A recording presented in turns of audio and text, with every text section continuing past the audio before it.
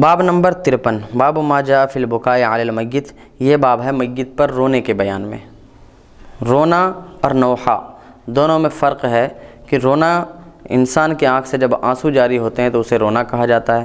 زور زور سے چلا چلا کر جب رونا ہو تو اسے نوحہ کہا جاتا ہے۔ تو حدیث نمبر 1587 حدثنا ابو بکر بن ابی شیبہ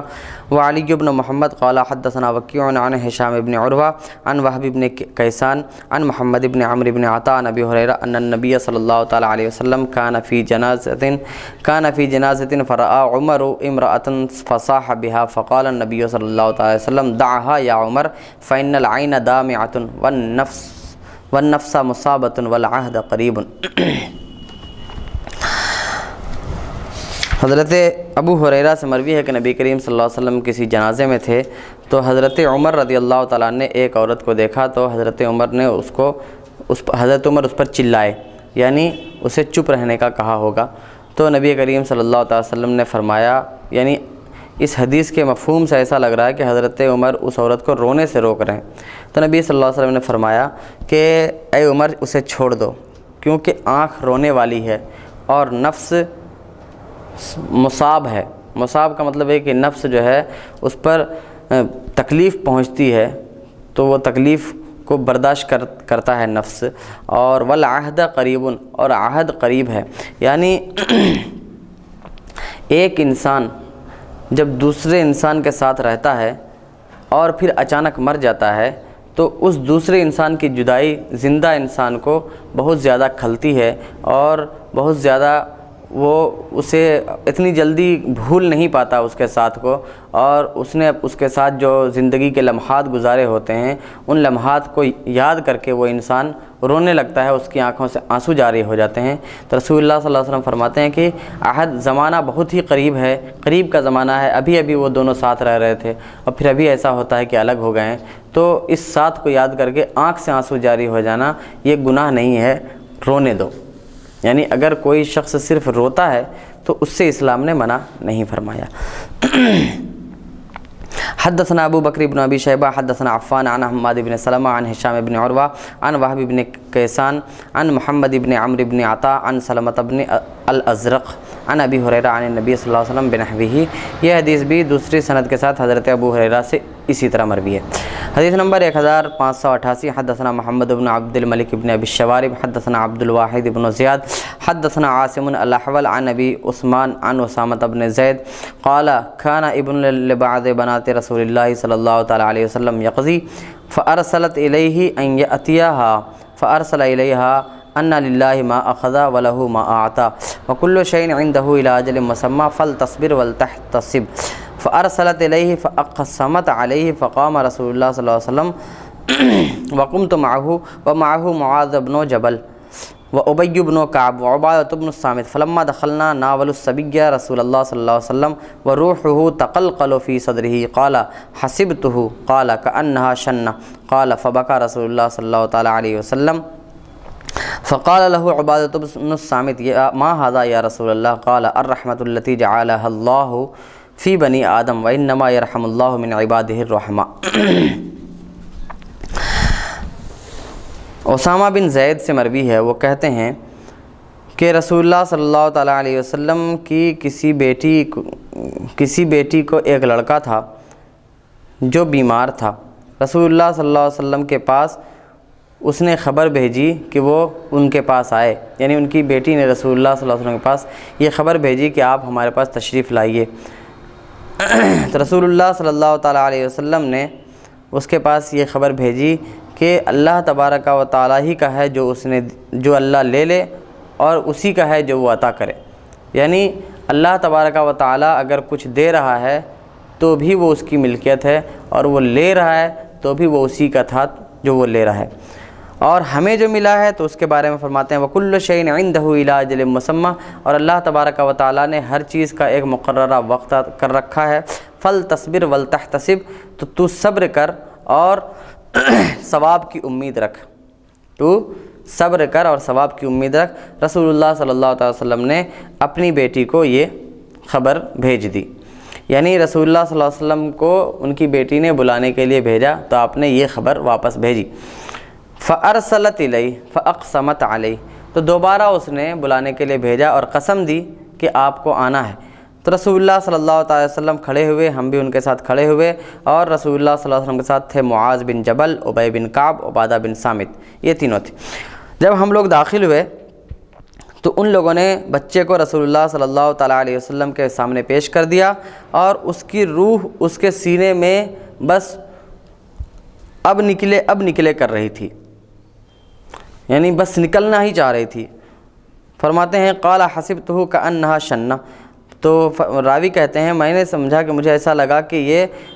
آخری سانسیں ہیں۔ راوی کہتے ہیں رسول اللہ صلی اللہ علیہ وسلم رونے لگے، تو حضرت عبادہ بن صامت نے ان سے پوچھا یا رسول اللہ یہ کیا ہے، یعنی آپ کا رونا، جبکہ آپ نے ہی منع فرمایا ہے رونے سے، یعنی نوحہ کو انہوں نے رونا سمجھا تھا۔ تو رسول اللہ صلی اللہ علیہ وسلم نے فرمایا الرحمۃ التی جعلها اللہ فی بنی آدم، یہ تو وہ رحمت اور رحم ہے، کرم ہے، یعنی کہ محبت ہے، رحمت ہے، جو اللہ تبارک و تعالیٰ نے ہر بنی آدم کے دل میں بنایا ہے، ہر بنی آدم کے دل میں رکھا ہے، اور اللہ تبارک و تعالیٰ اپنے رحیم اور مہربان بندوں سے پر رحم فرماتا ہے، یعنی جو بندے رحیم ہوتے ہیں، مہربان ہوتے ہیں، اللہ تبارک و تعالیٰ ان پر رحم فرماتا ہے۔ تو اس حدیث سے یہ بات پتہ چلی کہ اگر رونا صرف ہو، بہت ہلکی آواز بھی ہے، رونا ہے، لیکن اس بات کو یاد کر کے رو رہے ہیں کہ اس سے جو ہماری محبت تھی، وہ شخص جس سے ہم بہت محبت کیا کرتے تھے، جس کے ساتھ ہم دن رات رہا کرتے تھے، اچانک وہ شخص جا رہا ہے، تو اس شخص کو یاد کر کے رونا یہ اس شخص سے محبت اور رحم کی دلیل ہے، اور اس رونے سے اللہ تبارک و تعالیٰ کی رحمت ہمیں حاصل ہوتی ہے۔ لہذا رونا وہ منع ہے جس میں کہ اللہ کے رسول صلی اللہ علیہ وسلم نے فرمایا کہ جس میں زور سے چلا کر رویا جائے، جیسا کہ آج ہمارے سماج میں بھی بہت سی عورتیں ایسا کرتی ہیں۔ اللہ تبارک و تعالی ہماری عورتوں کو سمجھ عطا فرمائے اور صبر عطا فرمائے، آمین۔ حدیث نمبر 1589، حدثنا سوید بن سعید حدثنا یحیی بن سلیم عن ابن خیثم عن شہر بن حوشب عن اسماء بنت یزید قالت لما توفی ابن رسول اللہ صلی اللہ علیہ وسلم ابراہیم بکا رسول اللہ صلی اللہ علیہ وسلم فقال له المعزی اما ابو بکر و اما عمر انت احق من عظم اللہ حقہ قال رسول اللہ صلی اللہ علیہ وسلم تدمع العین ويحزن القلب ولا نقول ما يسخط الرب لولا انه وعد صادق وموعود جامع وان الاخر تابع للاول لوجدنا عليك يا ابراهيم افضل مما وجدنا وانا بك لمحزونون۔ اسماء بنت یزید سے مروی فرماتی ہیں کہ جب رسول اللہ صلی اللہ علیہ وسلم کے فرزند حضرت ابراہیم کا انتقال ہوا تو آپ صلی اللہ علیہ وسلم رونے لگے، تو تعزیت کرنے والوں میں سے ایک شخص نے، یا تو وہ ابو بکر تھے یا عمر، یعنی انہیں یاد نہیں کہ دونوں میں سے کون تھے، یا ہو سکتا ہے کہ حضرت اسماء بنت یزید نے تو بتایا ہو لیکن بعد کے راویوں میں سے کسی کو یہ شک ہو گیا کہ ابو بکر کا نام لیا تھا یا حضرت عمر کا نام لیا تھا۔ بہرحال تو تعزیت کرنے والوں میں سے ایک نے انہیں کہا کہ آپ تو زیادہ حقدار ہیں اللہ تبارک و تعالیٰ کے حق کی حفاظت کرنے میں، یعنی اللہ تبارک و تعالیٰ نے جو ہم پر حق دیا ہے کہ نوحہ نہ کریں، نہ روئیں، تو اس کی تعظیم کرنے کے آپ زیادہ حقدار ہیں، اور آپ کی آنکھوں سے آنسو جاری ہو رہے ہیں۔ تو رسول اللہ صلی اللہ علیہ وسلم نے فرمایا آنکھیں روتی ہیں، آنکھیں آنسو بہاتی ہیں، دل غمگین ہوتا ہے، یعنی کہ آنکھیں آنسو بہا رہی ہیں، دل بھی غمگین ہے، لیکن ہم وہ بات نہیں کہہ رہے ہیں جو رب تعالیٰ کو ناراض کرے۔ تو حاصل یہ ہوا کہ نوحہ آنکھوں سے آنسو جاری ہو جائے، دل میں غم ہو، تو وہ نوحہ نہیں ہوتا بلکہ وہ بکا ہوتا ہے، رونا ہوتا ہے، اور رونے کی شریعت نے اجازت دی ہے۔ اور نوحہ میں ساتھ ساتھ یہ بھی ہوتا ہے کہ عورتیں بہت سی باتیں کہہ دیتی ہیں، جیسے میں نے بھی سنا ہے کئیوں سے کہتے ہوئے کہ معاذ اللہ کہتی ہیں یا اللہ پوری دنیا میں صرف میرا ہی بیٹا تجھے ملا تھا لینے کے لیے، یا میرا ہی شوہر ملا تھا، اس طرح کی باتیں کہتی ہیں، جبکہ حقیقت یہ ہے کہ وہ آپ کا نہیں ہوتا، وہ اللہ تبارک و تعالیٰ کا ہے۔ اللہ تبارک و تعالیٰ نے ہمیں ہر چیز جو دی ہے اس کا ایک وقت مقرر کر کے دیا ہے، جو بھی اللہ دیتا ہے وہ اسی کا ہے، اور جو لے لیتا ہے وہ بھی اسی کا تھا جو اس نے لے لیا۔ ہمارے پاس ایک امانت ہوتی ہے، ہمیں اگرچہ اس امانت سے محبت ہو جاتی ہے تو اس محبت پر ہمارے آنکھوں سے آنسو نکل جائیں تو یہ منع نہیں ہے، اور نہ ہی ہمارا دل غمگین ہو تو غم کرنے سے منع کیا ہے، بلکہ یہ ہے کہ ہم ایسی بات نہ کہیں جو ہمارے رب کی ناراضگی کا سبب ہو، یا ہم زور سے واویلا نہ کریں۔ رسول اللہ صلی اللہ علیہ وسلم آگے فرماتے ہیں لولا انہ وعد صادق و موعود جامع، اگر یہ سچا وعدہ نہ ہوتا، یعنی موت ایک سچا وعدہ ہے اللہ تبارک و تعالیٰ کا کہ ہر شخص کو موت آنی ہے، تو رسول فرماتے ہیں اگر یہ سچا وعدہ نہ ہوتا اور ملنے کا یعنی جمع کرنے کا وعدہ نہ ہوتا، یعنی جمع کرنے کا ایک وقت مقرر نہ ہوتا کہ کل قیامت کے دن ہر انسان ایک کو جمع کیا جائے گا اور ان کا حشر ہوگا، حساب کتاب ہوگا، تو رسول فرماتے ہیں کہ اگر موت یہ سچا وعدہ نہ ہوتا اور ایک دن جمع ہونا نہ ہوتا، وَإِنَّ الْآخِرَ تَابِعٌ لِلْأَوَّلِ، اور آخر یعنی بعد میں جو آتا ہے وہ پہلے والے کے پیچھے آتا ہے، تو ہم تم پہ اے ابراہیم پاتے کہ تم افضل ہو اس سے جو ہم نے پایا ہے۔ یعنی کہنا یہ ہے کہ حضرت ابراہیم کے بارے میں رسول اللہ صلی اللہ علیہ وسلم یہ فرما رہے ہیں کہ موت حق ہے، اسی لیے تمہاری موت آئی۔ اللہ تبارک و تعالیٰ نے ملانے کا بھی وعدہ فرمایا ہے، ایک جگہ پھر سب کو جمع بھی ہونا ہے، اور دنیا میں جو بھی انسان آتا ہے تو ایک کے بعد دوسرا اس کے پیچھے جاتا ہے، ایسا لگاتار ہوتا رہتا ہے۔ تو اگر ایسا نہ ہوتا اور موت تمہاری نہ آنی ہوتی تو ہم یہ دیکھتے کہ اللہ تبارک و تعالیٰ نے جتنی بھی اولادیں ہمیں عطا فرمائی ہیں ان میں سب سے زیادہ فضیلت والی تم ہو۔ سبحان اللہ سبحان اللہ۔ وَإِنَّا بِكَ لَمَحْزُونُونَ، اور تمہارے چلے جانے پر ہم بہت زیادہ غمگین ہیں۔ واقعی یعنی کہ تمہارے رخصت ہو جانے سے ہمیں غم اور حزن ہوا ہے، ملال ہوا ہے۔ تو اس سے یہ بھی حاصل ہوا کہ اپنی اولاد کے یا کسی کے بھی اپنے عزیز کے چلے جانے پر غم کرنا یہ رسول اللہ صلی اللہ علیہ وسلم کی سنت ہے، لیکن غم میں اپنی زبان سے کوئی ایسی بات نہ نکلے جو اللہ تبارک و تعالیٰ کی ناراضگی کا سبب بنے، اللہ تبارک و تعالیٰ کے خلاف کوئی آواز کوئی بات ہماری زبان سے نہ نکلے، کیونکہ اگر ایسا ہم کرتے ہیں تو پھر اللہ تبارک و تعالیٰ کا تو کچھ نہ بگڑے گا، خود ہمارا ہی ٹھکانہ کیا ہوگا وہ ہم سمجھ سکتے ہیں۔ اللہ اکبر اللہ اکبر۔ حدیث نمبر 1590، حدثنا محمد بن یحییٰ حدثنا اسماعیل بن محمد الفروی حدثنا عبد الله بن عمر عن ابراہیم بن محمد بن عبد الله بن جحش عن ابیہ عن حمنا بنت جحش انه قیل لها قتل اخوک فقالت رحمہ اللہ وإنا للہ وإنا الیہ راجعون، قالوا قتل زوجك قالت واحزنا، فقال رسول اللہ صلی اللہ علیہ وسلم ان للزوج من المرأة لشعبہ ما هي لشیء۔ حمنا بنت محمد بن عبداللہ بن جحش سے مروی ہے، وہ اپنے والد ابراہیم بن محمد بن عبداللہ بن جحش سے مروی ہے، وہ اپنے والد محمد بن عبداللہ بن جحش سے روایت کرتے ہیں۔ وہ روایت کرتے ہیں حمنا بنت جحش سے کہ انہیں کہا گیا، حضرت حمنا بنت جحش کو بتایا گیا کہ تمہارے بھائی کا انتقال ہو گیا، تمہارے بھائی کا قتل ہو گیا، یعنی تمہارے بھائی شہید کر دیے گئے جنگ میں۔ تو آپ نے فرمایا اللہ ان پر رحم کرے، پھر آپ نے پڑھا انا للہ و انا الیہ راجعون، یعنی ہم اللہ ہی کے ہیں اور ہمیں اسی کی طرف لوٹنا ہے، یعنی ہم اللہ کے ہیں، یعنی اللہ کی ملکیت ہیں، ہم جو یہاں سے جاتے ہیں اللہ نے ہمیں جس کو دیا ہے وہ اللہ کی امانت ہے ان کے پاس، اور پھر اللہ اپنی امانت کو واپس لے لیتا ہے، ہم انہی کے پاس لوٹیں گے ہر حال میں۔ پھر صحابہ کرام میں سے لوگوں نے انہیں بتایا کہ تمہارے شوہر بھی شہید ہو گئے ہیں، تو آپ نے فرمایا واہ حزنا، ہائے افسوس، ہائے غم۔ پہلے جب بھائی کی شہادت کی خبر ملی تو آپ نے انا للہ و انا الیہ راجعون پڑھا، لیکن جب شوہر کی شہادت کی خبر ملی تو کہا کہ ہائے غم، یعنی اب تو ہمارے اوپر غم ہی غم رہے گا۔ ایسا کہ شوہر کی شہادت کے بعد ایسا کیوں ان کی زبان سے نکلا، تو اس کے بارے میں رسول اللہ صلی اللہ علیہ وسلم نے فرمایا ان للزوج من المرأة لشعبۃ ما هی لشیء، کہ عورتوں کو شوہر سے ایک ایسی محبت ہوتی ہے جو کسی اور چیز سے نہیں ہوتی، یعنی کسی اور سے نہیں ہوتی۔ اسی وجہ سے بھائی کی شہادت پر انہوں نے انا للہ ہی پڑھ لیا، لیکن شوہر کی شہادت جب ہوئی تو آپ کو انا للہ و انا الیہ راجعون استرجاع اس کو بولتے ہیں، استرجاع کرنے سے پہلے ان کی زبان سے واہ حزنا نکلا، ہائے افسوس، ہائے غم، یہ نکلا، کیونکہ اس کی ایک محبت ایسی ہے کہ انسان اس کی محبت میں اس کی زبان سے کچھ ایسا نکلتا ہے کہ اب ہم دوبارہ نہیں ملیں گے اور اب ہمارا کبھی ساتھ نہیں رہے گا، ان کے ساتھ بیتے ہوئے ایام یاد آتے ہیں، اور پھر اس کی محبتیں، الفتیں، بیتے ہوئے دن یاد آتے ہیں، اور اس کی محبتیں، الفتیں، عنایتیں یہ سب یاد آتی ہیں، جس کی وجہ سے انسان اپنے غم کو جلدی بھول نہیں پاتا۔ خواہ وہ کوئی غم ہو یا کوئی الفاظ ہو، لفظ ہو، ورڈس ہو، لیکن وہ شریعت کے حدود میں ہونا چاہیے۔ ہاں تو مطلب کہ وا حزنہ کا معنی صرف اتنا انہوں نے کہا کہ ہائے غم، یعنی یہ غم اب ہمارے ساتھ رہے گا جب تک ہماری زندگی ہے، یہ مطلب۔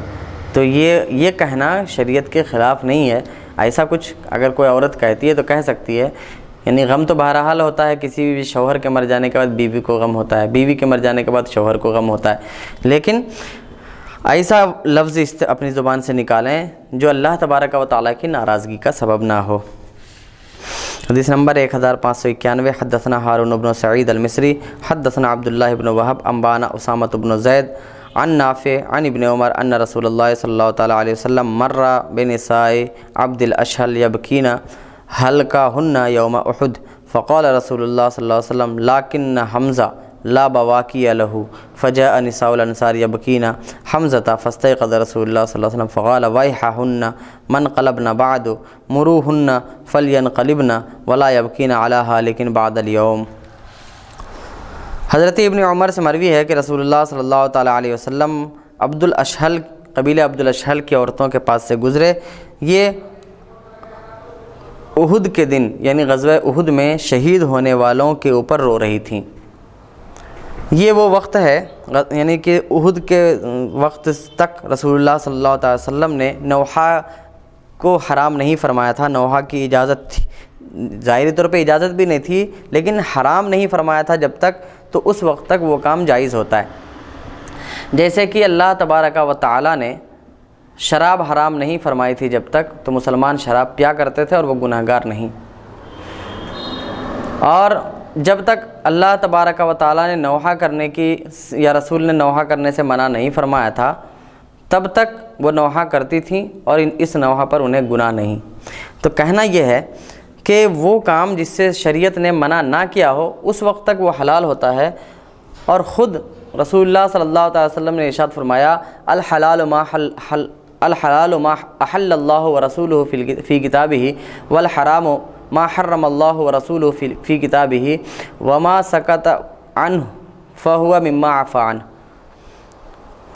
یعنی حلال وہ ہے جسے اللہ اور اس کے رسول نے اپنی کتاب میں حلال فرمایا، اور حرام وہ ہے جسے اللہ اور اس کے رسول نے اپنی کتاب میں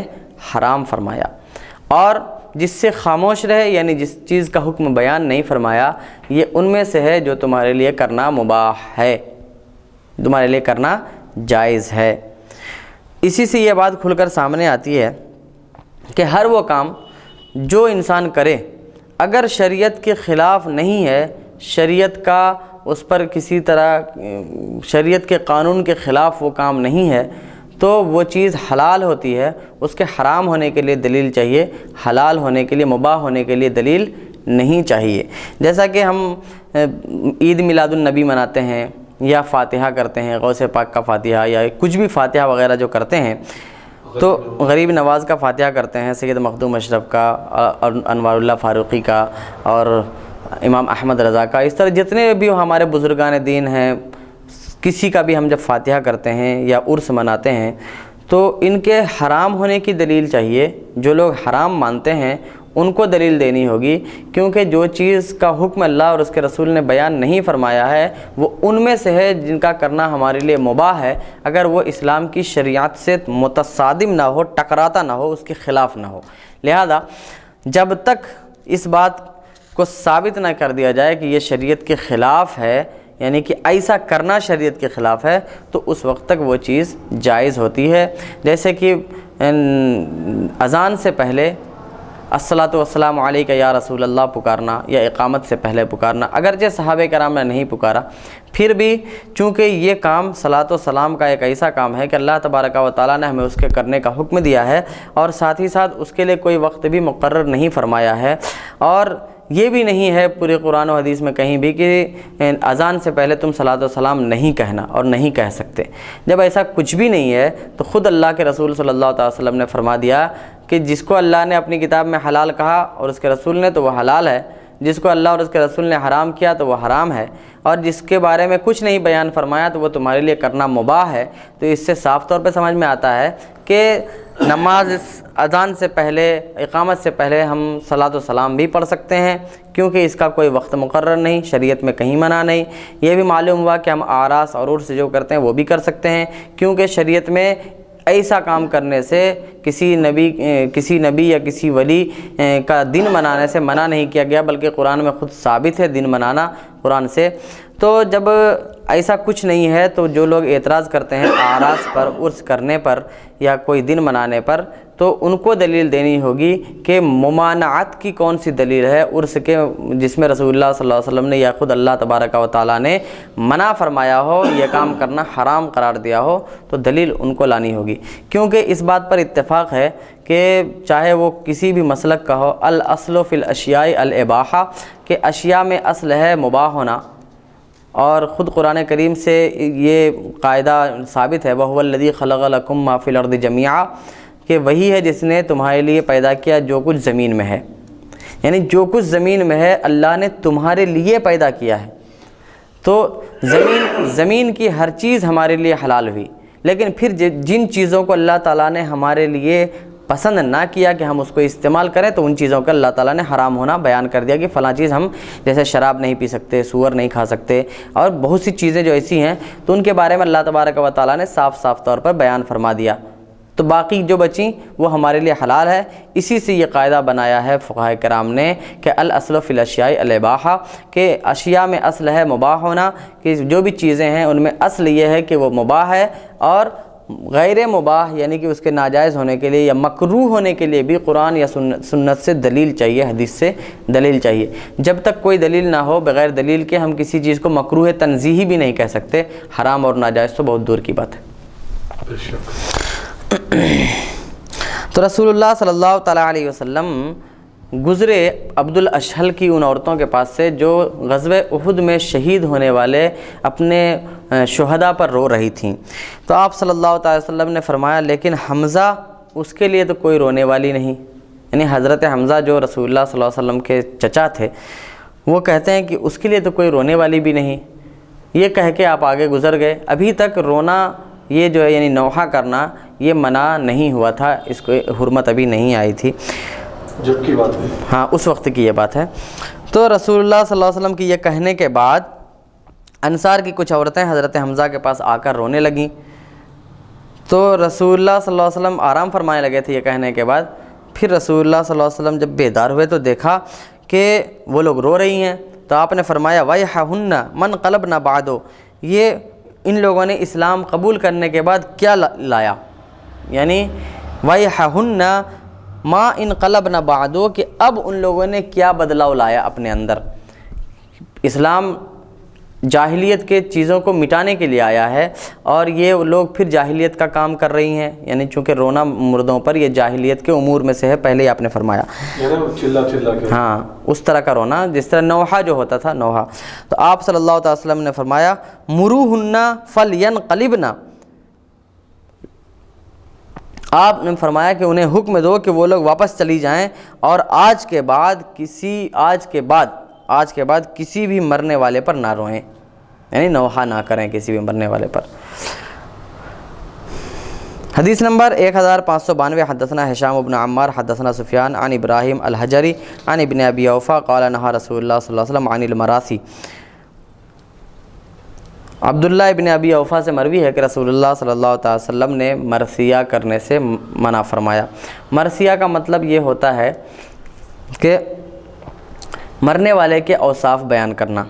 لیکن مرنے والے کے اوصاف بیان کرنا یہ منع نہیں ہے، کیونکہ جیسے صحابہ کرام سے بھی ثابت ہے کہ ان کے انتقال کے بعد دوسرے لوگوں نے ان کا مرثیہ پڑھا، تو یہ مرثیہ سے کیا مرثیہ مراد ہے؟ یعنی اس مرثیہ سے مراد یہ ہے کہ جو چیز اس کے اندر نہیں ہے ان صفتوں کو بھی اس کے اندر ڈال کر یعنی اس کو بڑھا چڑھا کر پیش کرنا، اس کی خوبیاں جو اس کے اندر نہیں ہے وہ خوبیاں بھی اس کے اندر ڈال کے نظم بنا لینا، یا اور پھر اس کے شان میں پڑھنا، یہ کہلاتا ہے۔ ایسا مرثیہ رسول اللہ صلی اللہ علیہ وسلم نے کہنے سے منع فرمایا ہے۔ یعنی ہمارا کوئی مرتا ہے اور تو اس کا مرثیہ ہم پڑھ سکتے ہیں، یعنی کہ مرثیہ کا مطلب اس کی خوبیاں بیان کر سکتے ہیں کہ ایسا انسان تھا جو لوگوں کو کھانا کھلایا کرتا تھا، بھوکوں کو کھانا کھلاتا، ننگوں کو کپڑا پہناتا تھا، اور دوسرے لوگوں کے ساتھ خیر خواہی کیا کرتا تھا، بہت سے نیک کام کیا کرتا تھا، لوگوں کی جو ضرورتیں ہوتی تھی وہ پوری کیا کرتا تھا۔ تو یہ سب چیزیں واقعی وہ کرتا تھا، تو اس کو بیان کرنا یہ منع نہیں ہے، لیکن منع وہ ہے کہ جو وہ نہیں کرتا ہو اس کو بھی بیان کیا جائے، تو رسول اللہ صلی اللہ علیہ وسلم نے ایسا کرنے سے منع فرمایا ہے۔ تو اسی کو فرماتے ہیں عبداللہ ابن ابی اوفا کہتے ہیں کہ رسول اللہ صلی اللہ تعالیٰ علیہ وسلم نے مرثیہ کرنے سے منع فرمایا، یعنی ایسا مرثیہ، ایسی صفات بیان کرنا کہ جو چیزیں اس کے اندر نہیں تھیں وہ چیزیں بھی ملا کر اگر کہا جائے تو رسول اللہ صلی اللہ علیہ وسلم نے اس سے منع فرمایا۔